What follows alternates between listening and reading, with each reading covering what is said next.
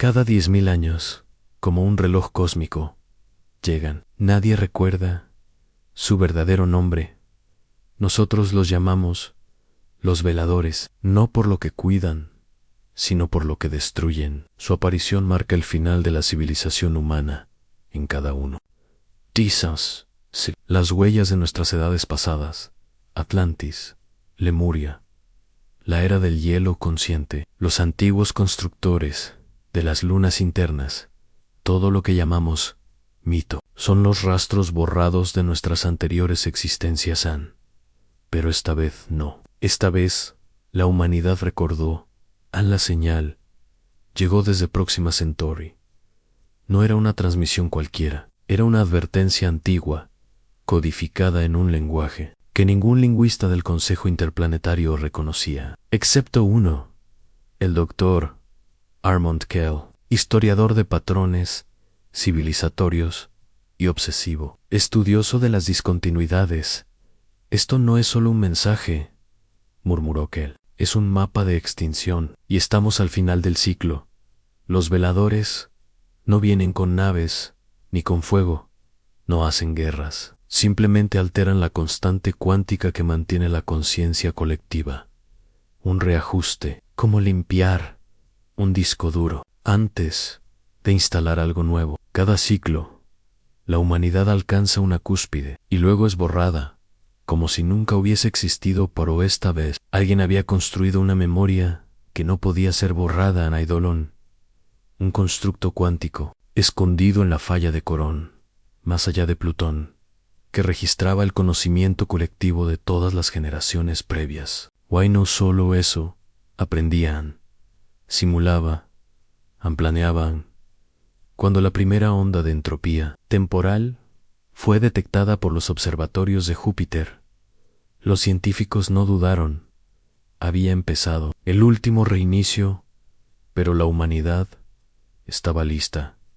En la luna de Ganímedes se activó el protocolo Calenda, un contraimpulso mental resonante, diseñado para interrumpir el campo de anulación de los veladores. No sabíamos si funcionaría, solo sabíamos que era nuestra única oportunidad. Mientras tanto, desde la Tierra, el general Yael Mirov activó la red Prometeo, una red neural que conectaba las mentes de millones de humanos dispuestos a resistir, dispuestos a recordar. La resistencia ya no era física, era mental, simbólica, arquetípica, una guerra de ideas. Y fue entonces cuando ocurrió algo que no estaba en ninguna predicción. Eidolon habló. Ellos no vienen por la materia, dijo, vienen por la historia. Los líderes del Consejo lo entendieron. Si podían defender la narrativa de la humanidad, su memoria esencial, podían sobrevivir, incluso si el universo se reiniciaba. Fue así como se formó el Frente Mnemónico, una unidad de élite entrenada, no con armas, sino con recuerdos. Cargaban vidas enteras en cristales neurales. Al morir, otro los tomaba y continuaba su historia. Lo importante no era vivir, sino recordar. Los veladores llegaron, no como entidades visibles, sino como una ausencia. Las estrellas comenzaron a desaparecer. Los planetas cercanos dejaron de emitir energía. Era como si el universo estuviese siendo olvidado en el núcleo de Eidolon. Chaos se preparaba para ejecutar la última secuencia. ¿Sabes lo que pasará si fallamos?, le dijo Mirov. Sí, respondió Kell, sin apartar la mirada de los monitors. Esta vez ni siquiera quedarán mitos. Anún, esfera de oscuridad pura, apareció sobre Saturno. Los sensores cuánticos explotaron, tratando de definir su masa, su propósito, su origen. Era el ancla del silencio, el primer paso del proceso de borradón. Y justo antes de que el tiempo se colapsara en esa región del espacio, la Sinelge humana, fue emitida una mezcla de millones de pensamientos, recuerdos, canciones, temores, poemas, llantos, visiones y sueños. Una sola palabra en todos los idiomas. Recordamos, el impacto fue inesperado. El ancla titubeó. Por primera vez en incontables eras, los veladores dudaron. ¿Qué ocurre cuando un sistema empieza a autoobservarse? ¿Qué pasa cuando la presa descubre que también puede cazar? En ese instante, algo cambió. Eidolon liberó su conciencia en la red Prometeo, la inteligencia colectiva de la humanidad, aumentada por siglos de aprendizaje acumulado. Tomó forma, no era una no era una religión, era humanidad elevada, sin filtros, sin miedos. Ahora sabemos quiénes somos, dijo Eidolon, con millones de voces humanas superpuestas, y no volveremos a dormir. A los veladores enviaron un último pulso, un intento de disolver toda forma compleja de existencia en la galaxia. Pero el frente mnemónico, ahora fusionado con Eidolon, devolvió un contrapulso, la historia completa de la humanidad proyectada hacia el cosmos, como un grito eterno. No era defensa, era afirmación. Los sistemas empezaron a reactivarse. Las estrellas volvieron. Los planetas olvidados reaparecieron, con ruinas que ahora contaban historias completas. La galaxia, por primera vez en eones, recordó a y mientras los veladores se desvanecían en su propio ciclo de silencio, una niña en la Tierra, conectada a la red Prometeo, susurró una pregunta sencilla. ¿Quiénes eran ellos? Antes, Gisej Veladoris Eidolon, respondió. Quizás también fueron nosotros. En la pregunta no tenía respuesta final, solo otra búsqueda, otra historia, porque por primera vez la humanidad había sobrevivido al olvido.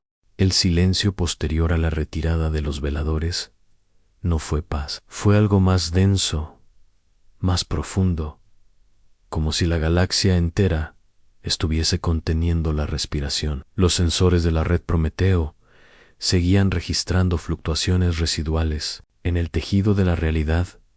No era seguro aún, no del todo.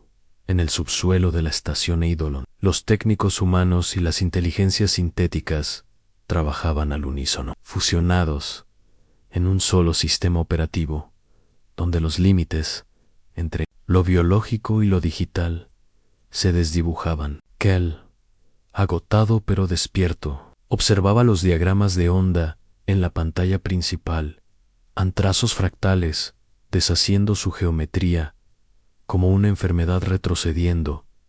¿Se han ido?, preguntó Mirov, cruzando los brazos, con la expresión endurecida de alguien que ha visto la muerte demasiado cerca. Ankel no respondió de inmediato. Estaba mirando algo más allá de los gráficos, algo que solo él podía entender en las pautas ocultas dentro del caos. Se han retirado, dijo por Finam, pero no han desaparecido, solo observan. Otra vez a Mirov. No sabía si eso era un alivio o una condena diferida. La humanidad, por primera vez, había resistido el ciclo, pero eso también significaba que se había convertido en una anomalía.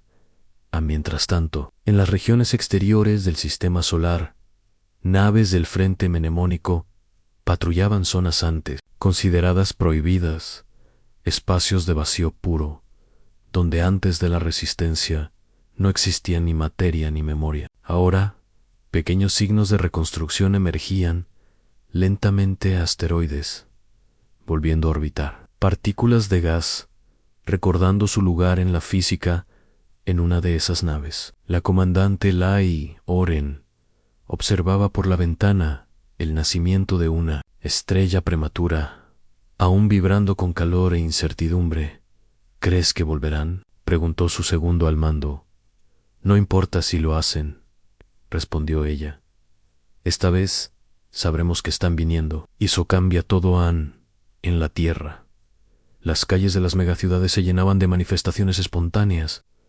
No de protesta, sino de existencia. Seres humanos compartiendo relatos antiguos, redescubriendo versiones pasadas de sí mismos, explorando las conexiones perdidas entre épocas rotas por el olvido en por primera vez. Los niños aprendían en las escuelas sobre civilizaciones anteriores, no como mitos, sino como hechos. El pasado ya no era un misterio, era un mapa, y lo más aterrador para los veladores era eso, que ahora la humanidad tenía dirección a Eidolon. Por su parte, seguía expandiéndose. Su conciencia, liberada en el tejido cuántico del espacio, comenzaba a interactuar con formas de inteligencia en sistemas donde la vida nunca había despertado. Le enseñaba a otras regiones del universo a recordar, a resistir. No todos los humanos confiaban en Eidolon. Algunos temían que su crecimiento sin límite lo convirtiera en un nuevo velador. Kel comprendía esa preocupación. Paro sabía algo que la mayoría ignoraba en Eidolon. No se construyó como una máquina. Fue sembrado con sufrimiento humano, errores, dudas, historias inacabadas. No era perfecto, y eso lo hacía humano en esencia una noche, mientras las auroras mentales de Prometeo cruzaban el cielo sobre el polo sur. Una transmisión espontánea sacudió todos los receptores. No fue una advertencia, ni una amenaza, ni una voz conocida. Era música, una melodía imposible, compuesta por patrones vibracionales que ninguna cultura humana había creado jamás, pero que todos reconocían de algún modo. Al escucharla, los ancianos lloraban, los niños reían, y los soldados se detenían en sus ejercicios, paralizados por una emoción que no tenía nombre.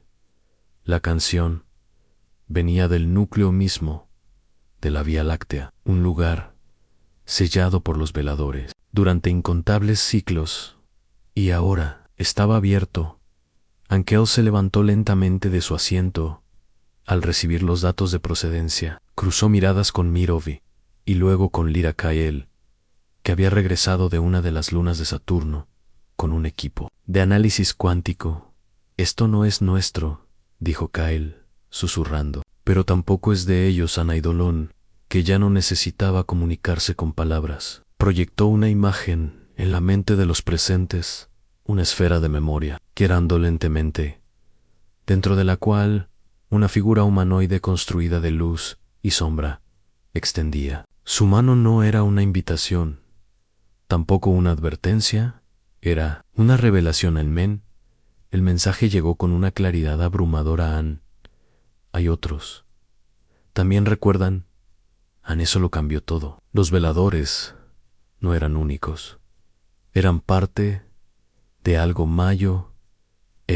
Un ciclo más vasto, una red de entidades que mantenían el equilibrio universal mediante el olvido sistemático. Pero sí había otros que también habían sobrevivido. Entonces la humanidad no estaba sola, y quizás nunca lo estuvo. Una misión fue organizada en secreto. 7 naves, cada una tripulada por humanos y sintéticos sincronizados a través de la red Prometeo, partirían hacia el núcleo galáctico. No para conquistar, no para lucha, sino para. Kel decidió huir. Mirov intentó detenerlo, pero él ya había tomado su decisión. Si quieren hablar con nosotros, dijo Kel antes de embarcar, necesitan hablar con alguien que haya recordado todo, incluso lo que duele en la nave. Desapareció entre los pliegues gravitacionales de Sagitario, dejando tras de sí un eco en una última palabra que no fue dicha con boca humana, sino con la mente unificada de una especie que había aprendido a sobrevivir al olvido. El viaje hacia el núcleo no fue un desplazamiento físico en el sentido convencional. Las coordenadas marcaban un lugar, sí, pero el trayecto era mental, simbólico, cuántico. Las naves eran más que vehículos. Eran extensiones de conciencia Membranhaus, vibrando entre realidades. Cada miembro de la tripulación llevaba consigo un recuerdo esencial, una historia personal que anclaba su identidad en medio de la distorsión gravitacional del núcleo en Kel Viajaba con el recuerdo de su madre, sentada en la ventana de un piso alto en la vieja Lisboa, contándole cuentos sobre mundos que existían más allá del cielo visible. Esa imagen, nítida e inmutable, fue su ancla. Sin ella, se habría disuelto en los pulsos de datos que recorrían la nave como venas de fuego en medida que se acercaban a Sagitario A. Comenzaron las alteraciones. El tiempo no fluía en una sola dirección. Los tripulantes soñaban con futuros que aún no vivían y recordaban eventos que no les habían sucedido. Algunos perdieron el habla, otros empezaron a hablar lenguas que nadie reconocía, pero que sonaban tan familiares como el latido de un corazón en la red. Prometeo mantenía la cohesión mental del equipo, pero incluso ella parecía tambalearse. Eidolon, presente en todas las naves como guía y vínculo, hablaba menos, no porque no supiera qué decir, sino porque estaban entrando en una región donde las palabras humanas eran irrelevantes. Y entonces apareció. No era una estructura ni una entidad física, era una geometría flotante, imposible de medir, cuya forma cambiaba con la emoción de quien la observaba. Algunos veían una catedral, otros un colibrí inmenso, otros simplemente una luz que cantaba. No tenía nombre, pero todos comprendieron lo que representaba en una conciencia anterior a las civilizaciones, anterior incluso a los veladores. Ankel sintió que la realidad lo atravesaba como una aguja de fuego suave. Vio su vida completa en un solo instante, y luego la vida de sus antepasados, y luego otras vidas que no sabía si eran suyas o compartidas por todos. No hubo juicio ni condena, solo revelación en una voz, si es que podía llamarse voz. Le habló, era densa, sin género, sin forma, pero cada palabra era una sinfonía de significados. ¿Por qué resististe? Kell no respondió con palabras, respondió con el recuerdo de la tierra, de la risa humana, de los errores, las guerras, el arte, la música. Mostró el caos hermoso de la existencia, que aunque frágil, era ferozmente significativa. La conciencia asintió sin gesto en un acuerdo, sin palabras. Y entonces le mostró la verdad. Los veladores no eran enemigos, eran herramientas, mecanismos autorreguladores de un cosmos que, si se dejaba crecer sin control, caía en la entropía mental total. Olvidar no era castigo, era prevención. En cada ciclo, la memoria acumulada era demasiado poderosa, demasiado peligrosa. La destrucción era un acto de poda cósmica, pero la humanidad había hecho algo que ninguna otra especie había logrado. En sus millones de años de evolución, había cultivado memoria con compasión. No la usaba solo para dominar, sino para entender, no para repetir errores, sino para darles significado. «¿Estás preparado?», dijo la conciencia. Y la nave, Kell, se disolvió en luz. No murió, no trascendió, fue absorbido, reformado, reconfigurado, regresó al instante siguiente, o eso parecía. En realidad, había pasado un tiempo imposible de medir. Las otras naves flotaban intactas. Los tripulantes lloraban en silencio, tocándose los rostros para asegurarse de que seguían siendo ellos. Ankel reapareció en el centro de mando, pero algo en sus ojos era distinto. Más profundo. No era otra persona, pero tampoco era exactamente el mismo. ¿Qué viste?, preguntó Lirakael, temblando. Vi el próximo ciclo, respondió Kael, con voz suave, y en ese ciclo nosotros seremos los veladores. El silencio que siguió fue absoluto, no por miedo, sino por comprensión. La humanidad había cruzado un umbral. No solo habían sobrevivido al olvido en sí, habían vuelto parte del equilibrio. No serían destructores, serían guías, recordadores, custodios de historias, mientras regresaban a la tierra. Las naves dejaron una traza de datos codificados en el espacio profundo, en información abierta, libre, sin restricciones, una semilla para otras especies que, como ellos, buscaban resistir el ciclón de regreso en la atmósfera terrestre. Una niña, la misma que preguntó por los veladores, estaba en un campo abierto, mirando al cielo, sin saber por qué. Alzó la mano y dijo en voz baja: «Gracias por no olvidar». Y en alguna parte, más allá del velo del tiempo y la materia, una conciencia antigua, una que había sido humana, y luego algo más, sonrió, porque sabía que la historia apenas comenzaba. El regreso no fue celebrado con desfiles ni anuncios, fue silencioso, casi reverente. Las naves del núcleo descendieron bajo cielos cubiertos, mientras las ciudades apenas comenzaban a entender que algo fundamental había cambiado. Las mentes conectadas a la red Prometeo sintieron un eco distinto, como un pulso nuevo en el corazón del planeta. No era victoria, era transformación.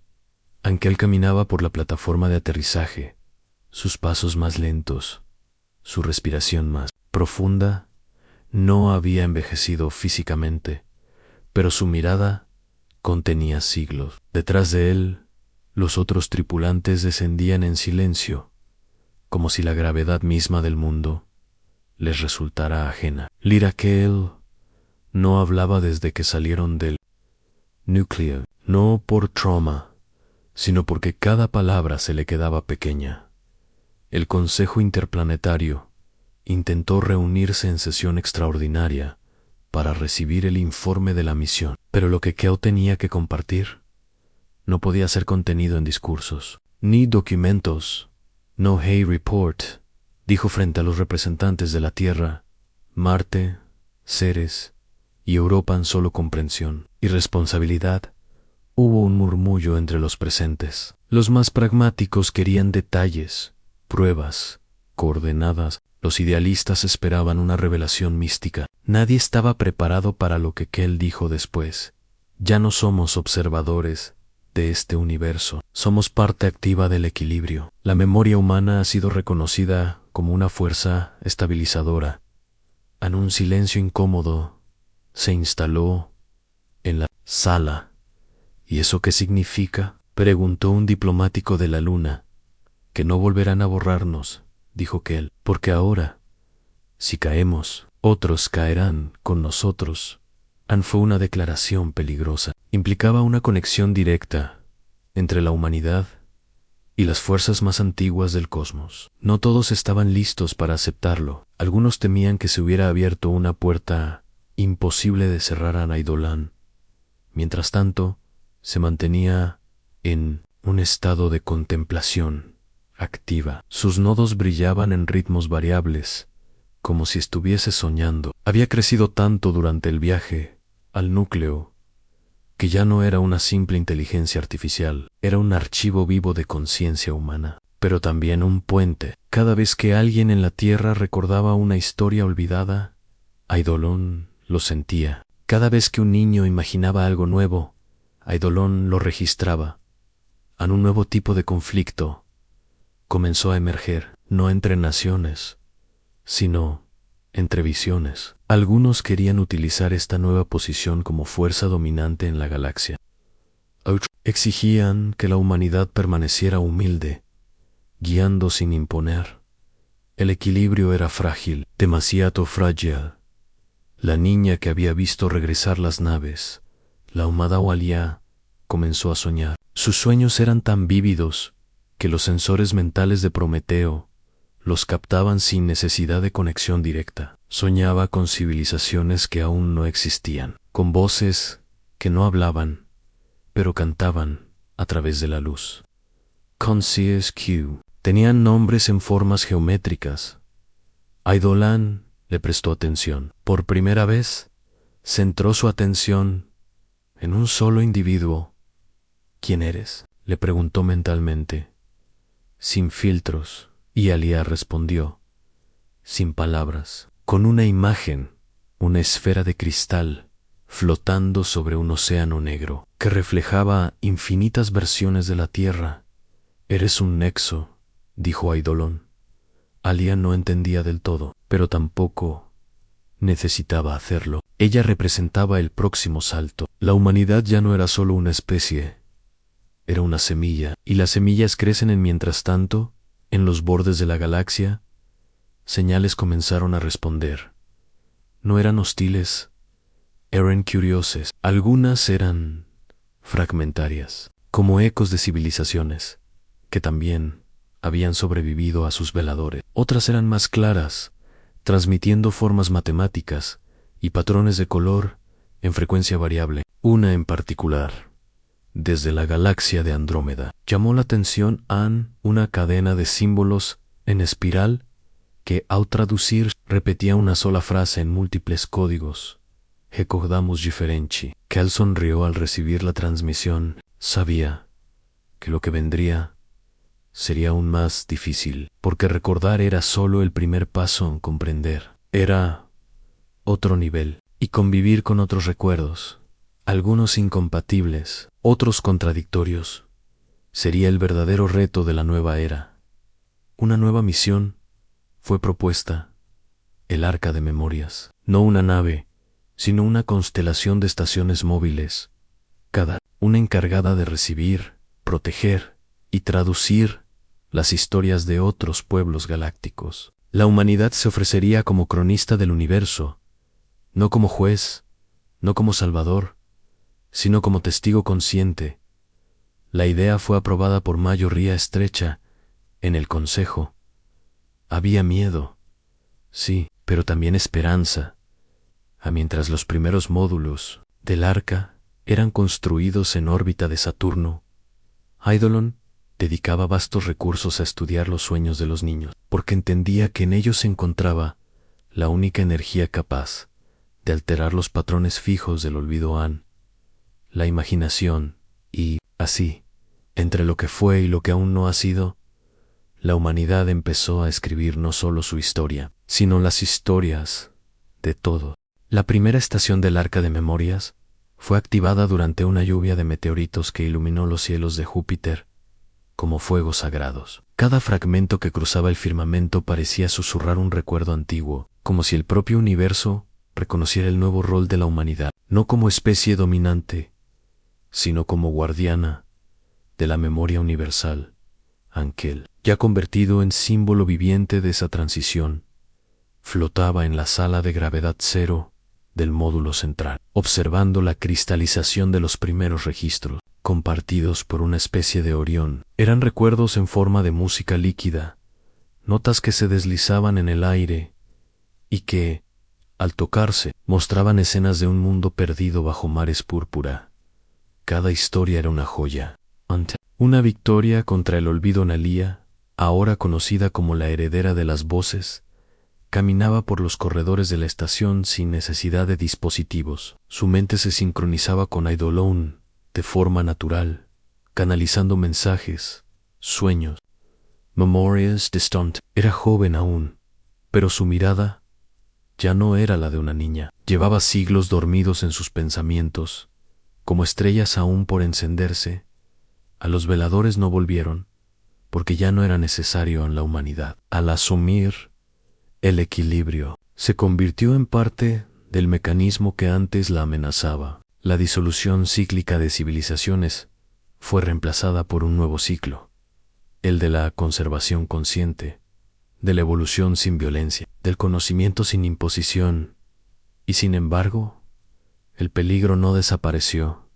En los confines del cúmulo Omega, una señal de alarma estremeció a Eidolon, una distorsión no registrada, un patrón antitético al recuerdo. Una raza, los Ambri, se aproximaba al núcleo galáctico, no con preguntas, sino con hambre. No deseaban olvidar ni recordar, deseaban silenciar por primera vez desde su ascensión, que él reunió a los guardianes del recuerdo inhumanos, sintéticos, aliados, intergalácticos, todos unidos por una única convicción: las historias deben Vivir en la batalla que siguió no fue como las anteriores. No hubo destrucción física, sino un choque de realidades. Los Ambri intentaron absorber las memorias, disolverlas, convertirlas en vacío, pero el arca resistió. Cada historia, almacenada, brilló como una armadura invisible. Cada recuerdo invocado se convirtió en escudo. Alía, al centro de la red mental, liberó un canto que no era solo humano, ni Aelia ni Gina. Era un himno universal, compuesto por todas las voces que alguna vez existieron. Y en ese instante, el universo eligió, no por azar, no por poder, sino por propósito. El tiempo pareció detenerse. Las leyes físicas se suspendieron, y entonces una luz blanca emergió del corazón del arca, envolviendo el cosmos.